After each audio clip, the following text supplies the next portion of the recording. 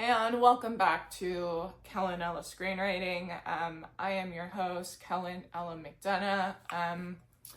Off the jump, I'm gonna have a sip of water, but welcome to my channel. Today I am going to talk about the fact I finished House on Haunted Hill, the 1959 horror classic with Vincent Price. Spoiler alert for this 1959 horror classic movie, which is available to stream free on YouTube. It's also free to stream on Canopy with your library card, at least my library card. I think it's in the public domain, and again, it's free to stream on YouTube.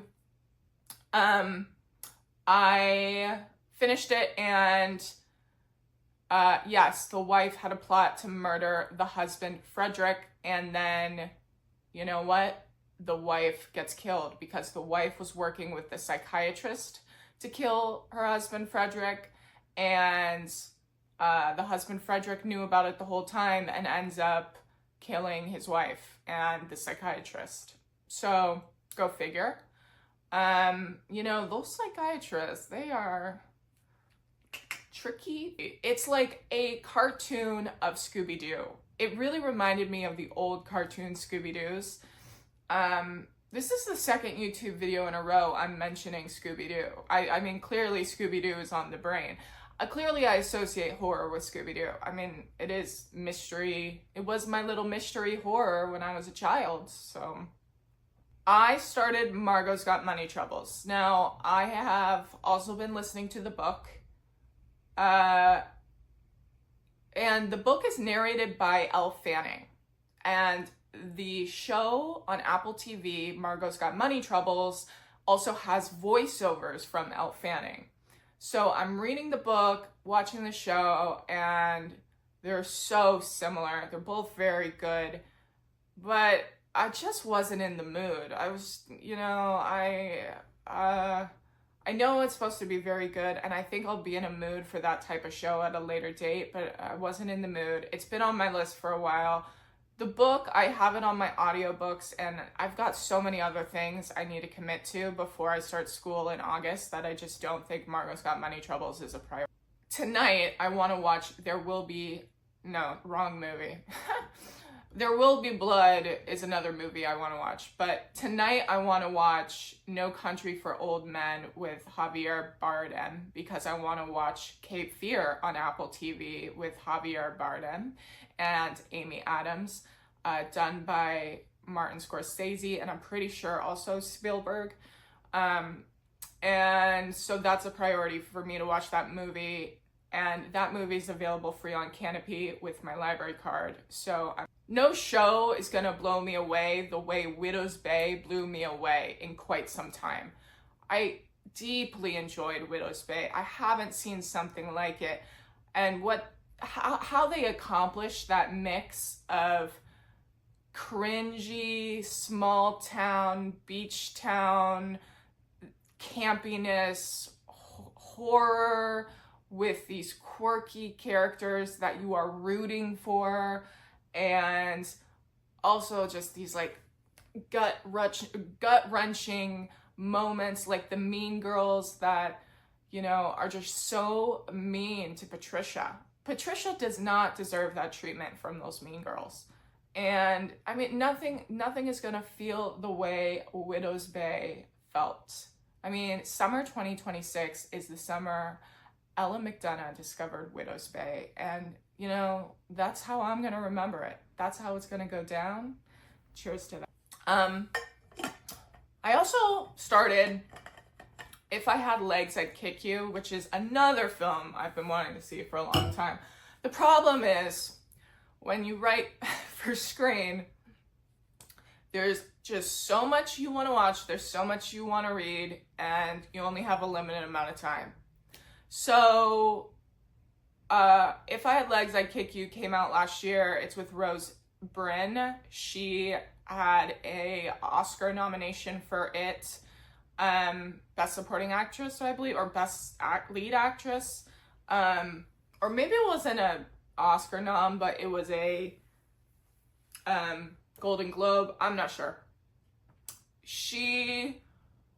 it's an interesting start. The film starts out with a very close-up pan of Rose Byrne's, how do you say it? I'm sure it's Bryn. The film starts out with a very close-up shot of Rose Byrne's face, and her daughter is speaking, frankly about how her mother is doing and how her mother sometimes gets sad. And I read the description. It's about a girl with an illness. I think I'm led to believe it's about a girl with an illness with a trach, because the doctor talks about not being able to get the trach off until her mother is better. It was very gut-wrenching. Then the scene cuts to them coming back to the apartment after just grabbing a pizza for dinner.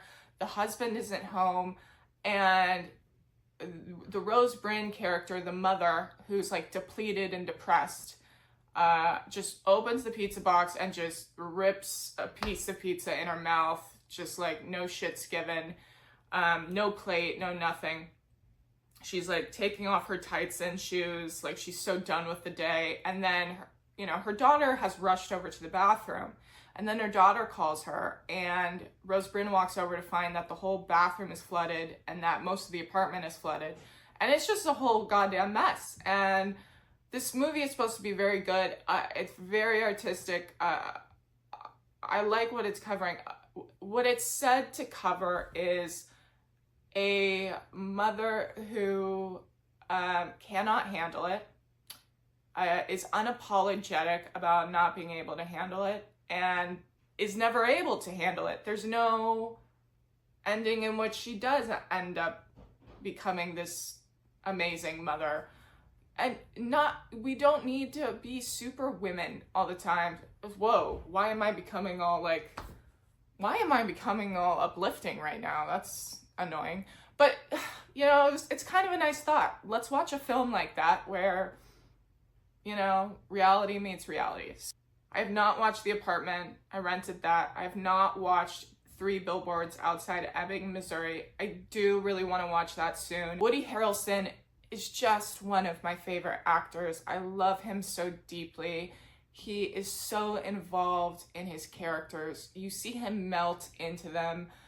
I'm so excited about the new Hunger Games coming out because it's a prequel of Haymitch. He played Haymitch in the Hunger Games, and Haymitch is Haymitch is a heartline of the Hunger Games franchise. He kept Katniss and Peeta alive in the arena twice, okay? And then in the second movie, he literally got them out of the arena. And then I did read the prequel, Sunshine on the Reaping, which is all about Haymitch and his games and how he became a Hunger Games winner and his involvement in the uprising from early beginnings. He was involved in the uprising against the Capitol from early beginnings, and I'm again so excited for that movie. And just Woody Harrelson is just such an important actor to me. I loved him in True Detective season 1. I talk about True Detective season 1 quite often. If you've had a conversation with me about film and TV, you've probably heard me talk about True Detective season 1. It's such a gut-wrenching show where you're just begging for Matthew McConaughey and Woody Harrelson to find the killer, and they're not working together, and they should be, because they're a good duo and they're both philosophical in different ways. And I want to watch Studio Ghibli. I do. Studio Ghibli is so artistic and interesting to me, but it's so dark and twisted, and I usually love dark and twisted. There's something about Studio Ghibli, maybe it's the animation style with it, or it's those subtle like pings, musical chimes in the background, but it's so unnerving. It's not thriller fun, it's thriller ooh, like, I don't want to be watching